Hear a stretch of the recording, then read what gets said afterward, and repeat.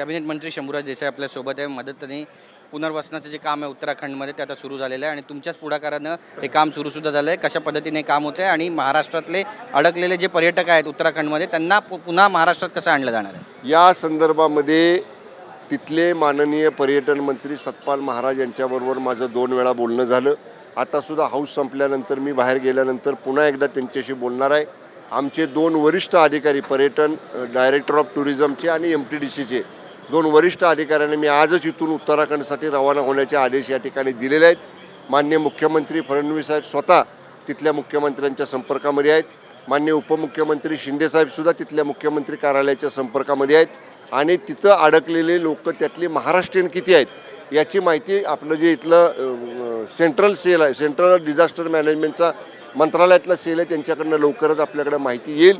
पण उत्तराखंडच्या माननीय पर्यटन मंत्री महोदयांनी मला सांगितले की आज संध्याकाळपर्यंत तिथून बाहेर पडण्याचा रस्ता दरडीच्या पडलेला आहेत, तिथून बाहेर पडण्याचा रस्ता हा मोटरेबल करण्याचे आमचे प्रयत्न वॉर फुटिंगवर सुरू आहेत. सर्व यंत्रणा त्यांच्या सरकारनं तिथं डिप्यूट केलेली आहे आणि उद्या सकाळपासून तिथं अडकलेल्या पर्यटकांना बाहेर काढण्याची प्रक्रिया सुरू होईल. सुखरूप या सगळ्या प्रवाशांना पर्यटक सुदैवाने सगळे सुखरूप आहेत आणि उत्तराखंड सरकारनं त्यांची जेवणाची, राहण्याची, पिण्याचं पाणी देण्याची व्यवस्था त्या ठिकाणी अत्यंत चांगल्या पद्धतीने केलेली आहे आणि तिथल्या माननीय पर्यटन मंत्र्यांनी मला सांगितलं की जी जी मदत लागेल ती सगळी मदत उत्तराखंडचं सरकार तिथं अडकलेल्या पर्यटकांना देत आहे आणि इथून पुढे सुद्धा देत राहील.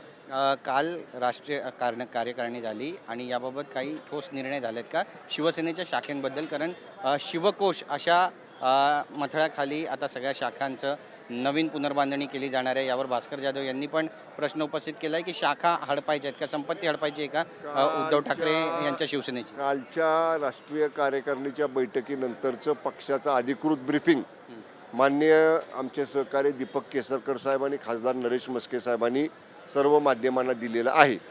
आपण जो प्रश्न विचारला की शिवकोशच्या माध्यमातून सर्व शाखांचं नियंत्रण केलं जाणार का, तर शिवकोशचा अर्थ असा आहे की जो शिवकोशच्या माध्यमातून शाखा बळकट करायच्या आहेत, शाखांमधनं काही नवीन उपक्रम चालू करायचे आहेत, शाखांमधनं गोरगरिबांना वैद्यकीय किंवा आपदग्रस्तांना काही मदत द्यायची आहे, तर त्या सगळ्याचं सेंट्रलाइज मॉनिटरिंग करता यावं यासाठीचं ते संपूर्ण नियंत्रण आहे.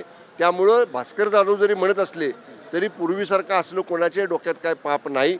आम्ही केवळ आणि केवळ शिवसेना मजबूत झाली पाहिजे, शिवसेनेची शाखा मजबूत झाली पाहिजे, शिवसेनेचा शाखा प्रमुख मजबूत झाला पाहिजे आणि घराघरात वंदनीय बाळासाहेब ठाकरे साहेबांच्या सूत्रानुसार, धोरणानुसार घराघरात शिवसैनिक तयार झाला पाहिजे यासाठीचे प्रयत्न करण्याचं कालच्या राष्ट्रीय कार्यकारिणीमध्ये ठरलेलं आहे. ओके, बातचीत केल्याबद्दल कॅमेरा पर्सन सिद्धेश नाईकसह गिरीश गायकवाड, TV9 मराठी, मुंबई.